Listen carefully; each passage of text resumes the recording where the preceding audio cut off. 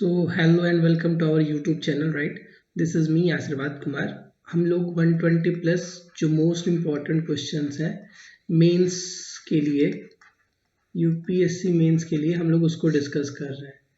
We have already completed GS paper 1, GS paper 2, GS paper 3। अब जो हमारा last short है वो एथिक्स, इंटीग्रिटी और एप्टीट्यूड यानी जीएस पेपर 4 के लिए है। ठीक है, तो we will discuss 30 most important questions. At the same time हम आंसर राइटिंग स्किल को भी और शार्पन करेंगे कि जीएस पेपर 4 के आंसर्स को कैसे 1, 2 और 3 से अलग लिखते हैं। Right, so my name is Ashirwad Kumar. I have appeared in 3 interviews. ठीक है, और I have written a book on internal security. This book is now available in the market. तो प्लीज़ आप इसको जाके खरीद लेना एंड लेट मी नो कि आपको ये बुक कैसी लगी। कोई भी डाउट होगा तो जो भी रिलेवेंट प्लेटफॉर्म है आप वहाँ पे पूछ सकते हो। Now the most important thing जिससे हम लोग आज लेक्चर की शुरुआत करेंगे वो है सिलेबस। ठीक है, सिलेबस देख लेते हैं। सबसे पहले एथिक्स की सिलेबस देख लेते हैं। तो एथिक्स के सिलेबस के ऊपर एक नोट करके लिखा हुआ है जिसमें ये कहा गया है कि the paper will question the candidate's attitude and approach to the issues related to integrity, probity, and his problem-solving approach to various issues and conflict faced by him in dealing the society। कहने का ये मतलब है कल को आप civil servant बन के जब इश्यूज को फेस करोगे, जब एक्चुअल प्रॉब्लम को फेस करोगे, तो वो उस इशू को फेस करने के लिए, उस सिचुएशन को फेस करने के लिए क्या आप में राइट एटीट्यूड है। इस पेपर का यही मोटिव है। राइट, तो आप अपने आप को इस हिसाब से ढालना है कि जो सिविल सर्वेंट जिन इश्यूज को फेस करते हैं, जिन चैलेंजेस को फेस करते हैं, उनको वो क्या कर पाए, उनको वो ओवरकम कर पाए। ठीक है, आपको वैसे एटीट्यूड को डेवलप करना है। तो हमने क्या किया है, हमने सिलेबस को किया है रीओरिएंट। सिलेबस को हमने किया है रीओरिएंट। ठीक है, एक्चुअली में जो सिलेबस का सीक्वेंस है वो थोड़ा सा अलग है, बट हमने सिलेबस को अपने हिसाब से ढाला है ताकि आपको चीज़ें समझने में आसानी हो। तो सबसे पहले we will start with probity in governance, जहाँ पे हम लोग concept of public service, philosophical basis of governance and probity, information sharing, transparency in the government, right to information, code of ethics, code of conduct, citizen charter, work culture, quality of service delivery, utilisation of public fund और challenges of corruption को पढ़ेंगे।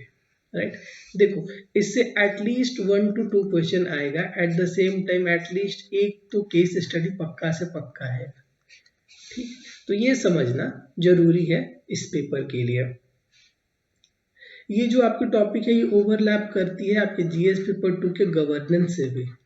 ठीक है, उसके बाद जो next topic है वो है public service values and ethics in public administration, status and the problems, ethical concern and dilemmas in government and private institutions.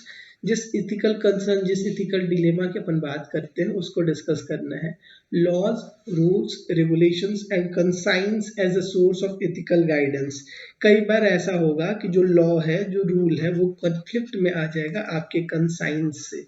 तो हमें उस डिलेमा वाले सिचुएशन में क्या करना चाहिए, क्या फॉलो करना चाहिए, ये भी हमें समझना होगा। उसके बाद फिर accountability and ethical governance. I hope accountability, transparency जैसी चीज़ें आपको पता है कि सर गुड गवर्नेंस के अगर 2 सबसे इंपॉर्टेंट पिलर है तो अकाउंटेबिलिटी और ट्रांसपेरेंसी है। Strengthening the ethical and the moral value in governance. Eight the same time अगर आपको गुड गवर्नेंस प्रोवाइड करनी है, अगर अपनी क्वालिटी बढ़ानी है गवर्नेंस की, तो ये बहुत ज़रूरी होता है कि आप अपने इथिक्स को, आप अपने मोरल वैल्यूज को और स्ट्रेंथन करो। इथिकल इश्यूज क्या है इंटरनेशनल रिलेशन में? Funding and corporate governance. Ethical issues international relations में ऐसे कहा जाता है कि इंटरनेशनल रिलेशन जो है वो पावर पॉलिटिक्स है, पावर पॉलिटिक्स है। और जिन लोगों की PSIR ऑप्शनल होगी उनको पता है कि पावर और इथिक्स में ऑलमोस्ट कोई रिलेशन नहीं होता, specially in international relation. Reason being कि power is defined as a unique concept, ठीक है, जिसका कोई रिलेशन नहीं होता इथिक्स से। ठीक है। But at the same time जब आप ह्यूमन राइट्स की बातें करते हैं, ह्यूमन राइट की बातें करते हैं, जब आप यूनिवर्सल ब्रदरहुड की बात करते हैं, तो ये सारे डायमेंशन जो है ये बियॉन्ड बाउंड्रीज है, राइट। इसमें कोई एक कंट्री से रिलेटेड नहीं है। यूनिवर्सल ब्रदरहुड कोई केवल इंडिया से रिलेटेड नहीं है, केवल इजराइल से रिलेटेड नहीं, केवल यूएस से रिलेटेड नहीं है। You are talking about all the person of the earth, ठीक है। तो these things goes beyond the boundary. तो फिर बहुत ज़्यादा जरूरी है कि जो इथिकल इशूज है इंटरनेशनल रिलेशन में उसको भी अपन एनालाइज करें। जो माइग्रेंट्स का इशू है, ठीक है, आप सबको याद होगा वो छोटा सा बच्चा मेडिटेरियन सी के कोस्ट पे जो पड़ा था, ठीक है। तो माइग्रेंट की जो क्राइसिस है उसमें भी इथिकल एंगल है इंटरनेशनल रिलेशन में, ये सारी चीजें अपन देखेंगे। फिर जो क्वेश्चन पूछता है हर साल यूपीएससी 1 साल 2 साल गैप कर पे, वो कॉर्पोरेट गवर्नेंस है, ठीक है। सत्यम घोटाले के बाद ये सारी चीजें एग्जाम के लिए इंपॉर्टेंट हो जाती है। आपको बताना होगा कॉर्पोरेट गवर्नेंस के लिए एक कमेटी बनी थी, उस कमेटी के रिकमेंडेशंस देख लेना, एग्जाम के लिए ये इंपॉर्टेंट है। नेक्स्ट जो टॉपिक है वो है aptitude and foundational value for civil services. ये टॉपिक बहुत इंपॉर्टेंट है, रीजन बीइंग कि आपको इस टॉपिक के कीवर्ड्स याद करने होंगे। कीवर्ड्स याद करने होंगे क्योंकि आपसे पूछेगा क्वेश्चन में कि कौन कौन से वैल्यूज होने चाहिए सिविल सर्विसेज, सिविल सर्वेंट को। तो आपको बताना पड़ेगा कि सर इंटीग्रिटी है, इम्पार्शियलिटी है, नॉन पार्टीशनशिप है, ऑब्जेक्टिविटी है, dedication to the public service है, इम्पैथी है, टॉलरेंस है, कंपैशन है, ठीक है। देखो ऑब्जेक्टिविटी का क्या मतलब है, ऑब्जेक्टिविटी का ये मतलब है कि सब्जेक्ट के हिसाब से तुम्हारा आंसर या डिसीजन चेंज नहीं होगा, राइट। रीजन भी कि if you are resource distributor, कल को मान लो कि तुम डिस्ट्रिक्ट कलेक्टर हो और तुम्हारे पास ये पावर है कि तुम कोई भी, मान लो कि नेशनल, मान लो कि कोई पेंशन स्कीम है, तुम उसको डिस्ट्रीब्यूट कर रहे हो, तो इस पेंशन स्कीम में डिस्ट्रीब्यूशन कैसे करना होगा वो ऑब्जेक्टिव होना चाहिए। ऑब्जेक्टिव इन द सेंस कि मान लो कि तुम्हारे पास 4 लोग आ गए, एक ए आ गया, एक बी आ गया और एक सी है और एक डी है। तो ऐसा मान के चलो ए बी सी के साथ तुम्हारा रिलेशन है और डी के साथ तुम्हारा कोई रिलेशन नहीं है, मतलब ब्लड रिलेशन आई मीन, ठीक है। तो तुम्हारा जो डिसीजन होगा इस रिसोर्स के डिस्ट्रीब्यूशन का, आई रिपीट, तुम्हारा जो डिसीजन होगा इस रिसोर्स के डिस्ट्रीब्यूशन का, that shell remain independent of your relation. वो ए बी सी और डी के साथ तुम्हारा कैसा पर्सनल रिलेशन है ये उस पर डिपेंड नहीं करना चाहिए, ठीक है। एकदम ऑब्जेक्टिव होना चाहिए। ऑब्जेक्टिव इन द सेंस एक और टर्म होता है रैशनैलिटी, मतलब एकदम रैशनल होना चाहिए, ठीक। डेडिकेशन टू पब्लिक सर्विस, ये हम सबको पता है कि कल को आप जाके जब कलेक्टर बनोगे, कल को आप जाके आईपीएस बनोगे, तो बहुत सारी रिस्पॉन्सिबिलिटी, बहुत सारे रिसोर्सेज होते हैं आपके साथ। तो अगर आपका डेडिकेशन उस लेवल का नहीं है तो you can't manage, you can't mobilise the resources for the betterment of the country. Empathy होना जरूरी है, हम सबको पता है कि इम्पैथी सिंपैथी में क्या अंतर है। फिर टॉलरेंट एंड कंपैशन है। उसके बाद फिर एक जो टॉपिक आती है emotional intelligence. Each year UPSC ask 1 question and 1 case studies on emotional intelligence, ठीक है। ये स्कोरिंग चैप्टर है, मतलब ये बहुत स्कोरिंग है और बहुत ज़्यादा हाई फाई भी नहीं है, मतलब इट्स ठीक ठाक चैप्टर है। अभी तक हमने जितने चैप्टर डिस्कस किए इन सारे चैप्टर्स में आपको बहुत ज़्यादा एनर्जी नहीं लगती, कम पढ़ के भी अच्छे एप्लीकेशन के बेसिस पे आप नंबर गेन कर सकते हो। अगला जो टॉपिक है वो है एटीट्यूड। एटीट्यूड जो है वो तो उसका कंटेंट क्या होता है, डेफिनेशन एटीट्यूड का पता होना चाहिए, स्ट्रक्चर, फिर फंक्शन, उसके बाद फिर influence and relation with thought and behaviour, मतलब थॉट और बिहेवियर में एटीट्यूड का क्या रिलेशन है ये पता होना चाहिए। फिर मोरल और पॉलिटिकल एटीट्यूड क्या होता है ये पता होना चाहिए। फिर सोशल इन्फ्लुएंस और परसुएशन बहुत इंपॉर्टेंट है। Government of India Beti Padhao Beti Bachao जैसे जो भी प्रोग्राम्स लेके आती है उसमें सोशल इन्फ्लुएंस और परसुएशन एक बहुत मेजर कंपोनेंट है। बट अभी रिसेंटली जो रिपोर्ट आई थी कि 80% ऑफ द फंड जो बेटी पढ़ाओ बेटी बचाओ का था उसको केवल और केवल मीडिया कैंपेन में खर्च किया गया है, ठीक है। तो ये सारी चीजें हैं आपको पता होनी चाहिए एग्जाम के लिए, और ये एग्जाम्पल्स आप कोट करते रहना। फिर उसके बाद जो आपका टॉपिक है, पहला टॉपिक है एक्चुअली ये कि ethics and human interface. Essence क्या होता है, डिटर्मिनेंट क्या है, कॉन्सिक्वेंसेस क्या है एथिक्स का in human action, dimension of ethics पता होनी चाहिए, ethics in private and public relationship, फिर वैल्यूज पता होना चाहिए, relation from the great lifes and great leaders. उसके बाद रिफॉर्मर्स एंड एडमिनिस्ट्रेटर जैसे जो हो गए उनसे आपने क्या सीखा, राइट, वो इम्पोर्टेंट है। फिर role of family, role of society, role of schools, educational institution, in inculcating values. उसके बाद फिर जो लास्ट टॉपिक है ये है आपका contribution of moral thinker and philosopher from India and the world. ठीक है, इंडिया और वर्ल्ड के विभिन्न कोनों से आप सबको जो भी मोरल थिंकर्स हैं, ठीक है, उनके जो भी लेसन्स आपने पढ़े हैं या फिर जो टीचिंग्स है उनको उसको इनकॉर्पोरेट कराना ये टॉपिक आपको पढ़ना है। इसमें आपको मेनली वेस्टर्न फिलोसफर्स पढ़ने हैं, इंडियन फिलोसफर्स पढ़ने हैं।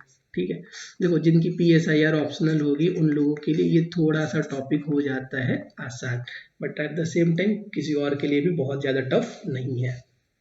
सो अगेन हम लोग कह रहे थे we will discuss at least 30 questions of GS paper 3, GS paper 4। ठीक है, GS पेपर 4 के हम लोग 30 क्वेश्चन जो है वो डिस्कस करने वाले हैं, और एटलीस्ट इसमें से 8 क्वेश्चन जो होंगे वो केस स्टडीज होंगे। ठीक है, केस स्टडी होगा। तो ठीक है, फिर अपन अब सारे के सारे क्वेश्चन को डिस्कस करते हैं वन बाय वन। तो जो पहला क्वेश्चन है हमारे एथिक्स का, वो उसमें हमसे पूछा जा रहा है कि critically examine the issues that discourage citizen charter as an effective tool for holding public servant accountable, how these issues can be addressed. कहने का ये मतलब है, पहले क्वेश्चन समझ लो कि जो सिटीजन चार्टर है उसमें क्या क्या कमियां हैं, बस एग्जामिनर यही पूछ रहा है आपसे। ठीक है, और आप उस कमियों को कैसे दूर करोगे, बस आपको इतना बताना है। क्लियर? तो जो मैंने आपको बताया था कि अगर आप GS के कोई भी आंसर्स लिख रहे हो तो सबसे ज़्यादा जरूरी है कि आप उसमें सबसे पहले इंट्रोडक्शन डालो ढंग का, जो कि रिलेवेंट होना चाहिए, बॉडी जो कि रिलेवेंट होनी चाहिए, दैट डिपेंड्स कि कौन सा कीवर्ड पूछ रहे हैं आपसे। एग्जामिन है, क्रिटिकली एग्जामिन है, इलस्ट्रेट है, डिस्कस है, कमेंट है। एट द सेम टाइम फिर कंक्लूजन जो होना चाहिए वो पॉजिटिव नोट पे होना चाहिए। कंक्लूजन में आप एथिक्स में ARC के रिकमेंडेशंस को यूज कर सकते हो। ठीक है, गांधी के किसी कोट को यूज कर सकते हो। ठीक है, या और भी कोई अगर आपको अपना आइडल लगता है तो आप उसके कोट्स को, उसके एग्जाम्पल्स को यूज कर सकते हो कि ये हमारे लिए क्या करेगा, ये हमारे लिए गाइडिंग प्रिंसिपल का काम कर सकता है। जैसे अगर मुझे किसी चीज के कंक्लूजन में लिखना होगा तो मैं लिख दूंगा कि गांधी की ये जो प्रिंसिपल है, it can act as a guiding principle. ठीक है, चलो फिर शुरू करते हैं। राइट, तो सबसे पहले इंट्रोडक्शन में हम देखते हैं कि सिटीजन चार्टर क्या है। तो citizen charter represent the commitments of the organisation towards standard, quality and time frame of service delivery. हर ऑर्गेनाइजेशन, चाहे वो गवर्नमेंट ऑर्गेनाइजेशन हो चाहे वो प्राइवेट ऑर्गेनाइजेशन हो, ये दोनों के दोनों क्या काम करते हैं, सर्विस डिलीवरी करते हैं। तो सर्विस डिलीवरी की क्वालिटी कैसी होगी, सर्विस डिलीवरी का स्टैंडर्ड कैसा होगा, और किस टाइम ड्यूरेशन में सर्विस को डिलीवर किया जाएगा, और अगर सर्विस डिलीवरी के दौरान कोई समस्याएं आती हैं तो उसका ग्रीवांस रिड्रेसल मैकेनिज्म कैसा होगा, ट्रांसपेरेंसी और अकाउंटेबिलिटी को कैसे इंश्योर किया जाएगा। This is what reflected by citizen charter. ये कुछ नहीं होता, जैसे आपने प्रियम्बल में देखा होगा ना, प्रियम्बल में लिखा जाता है ना, we the people of India वाला जो भी है, तो ये बताता है ना कि इंडिया की क्या एस्पिरेशन है। राइट, सिमिलरली वैसे सिटीजन चार्टर उस ऑर्गेनाइजेशन के स्टैंडर्ड्स को, उस ऑर्गेनाइजेशन के एस्पिरेशन को आपको बताएगा। सिटीजन चार्टर जो है ये एक सेंस डेवलप करता है, ये डेवलप करता है sense of trust between the service provider and the service user. ठीक है, अगर कोई ऑर्गेनाइजेशन मान लो गूगल है, तो गूगल कुछ तो सर्विस प्रोवाइड करती है ना, तो गूगल का जो सिटीजन चार्टर है वो उसके यूजर्स को कॉन्फिडेंस देगा कि अच्छा Google is promising these qualities, these quantity and a particular time duration within which this service या this services can be provided. ठीक है, तो this will develop a sense of trust. अब now there are certain problems in the implementation of citizen charter. सबसे पहला ये है one size fits all. कहने का ये मतलब है कि होता जनरली क्या है कि जितनी भी पेरेंट ऑर्गेनाइजेशन होती है उनके हेडक्वार्टर से सिटीजन चार्टर बन के आ जाता है।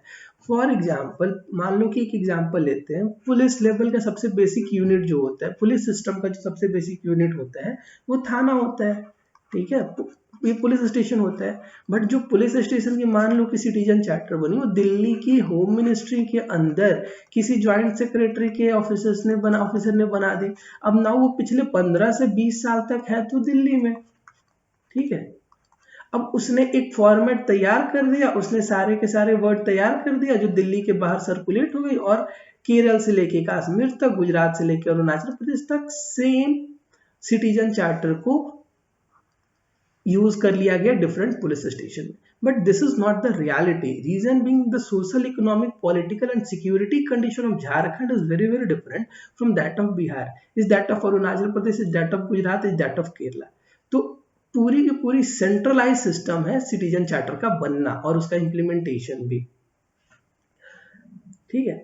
उसके बाद सीलो ऑपरेशन की प्रॉब्लम आती है कि कंसल्टेटिव प्रोसेस जो है वो वाइडन नहीं है। सिमिलरली कोई एक ऑफिसर बैठता है और फिर वो उसको ड्राफ्ट कर लेता है।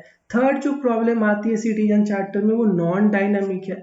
Non dynamic in the sense कि it is once in a 5 year काम, मतलब 5 वर्षीय परियोजना की तरह एक बार इसको यूज कर लिया जाता है, कहीं कहीं तो 10 साल से चेंज नहीं है, ठीक है। उसके बाद अच्छा मैं एक बात बताना चाहता हूँ, झारखंड में एक वो ब्लॉक है जिसमें जो सिटीजन चार्टर है वो 2008 का है।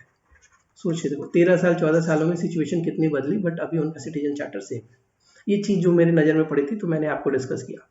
फिर poor design and content, meaningful words का एब्सेंस होता है, बहुत कई बार आर्बिट्ररी वर्ड्स यूज कर दिए जाते हैं या कुछ ऐसे वर्ड यूज किए जाते हैं जैसे अकाउंटेबिलिटी, ट्रांसपेरेंसी, किस हद तक अकाउंटेबिलिटी इंश्योर करेंगे, कैसे अकाउंटेबिलिटी इंश्योर करेंगे, ये सब बातें नहीं बताई जाती।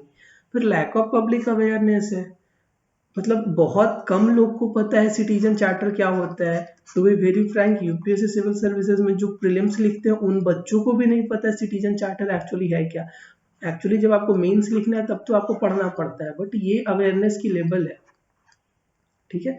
उसके बाद stakeholders are not consulted, जैसे जो एंड यूजर हैं, जो सर्विस को एंजॉय करते हैं, चाहे जो सिविल सर्विस ऑर्गेनाइजेशन है या एनजीओ है, इनसे कंसल्ट नहीं किया जाता जब सिटीजन चार्टर्स को ड्राफ्ट किया जाता है। तो देखो अल्टीमेटली जो सिटीजन चार्टर का एम है वो ये है कि जो अपन सर्विस प्रोवाइड कर रहे हैं वो सिटीजन सेंट्रिक हो, ठीक है, मतलब सिटीजन सेंट्रिक हो। तो इसमें कंसल्टेशन की इंपॉर्टेंस बहुत ज्यादा है ना। एटलीस्ट आप जिनके लिए लॉ बना रहे हो या जिनके लिए आप सर्विस डिलीवर कर रहे हो तो उसमें बहुत जरूरी है कि आप उन लोगों से कंसल्ट तो करो। आपको फार्म लॉ याद है, याद क्या है, सबको पता है फॉर्म लॉ के पीछे इतनी जो प्रोटेस्ट हुई उसके पीछे रीजन क्या था, कंसल्टेशन की कमी थी ना। उसके बाद जो स्टैंडर्ड ऑफ डिलीवरी है उसको रेयरली डिफाइन किया जाता है, क्वालिटी पे काम नहीं होता है।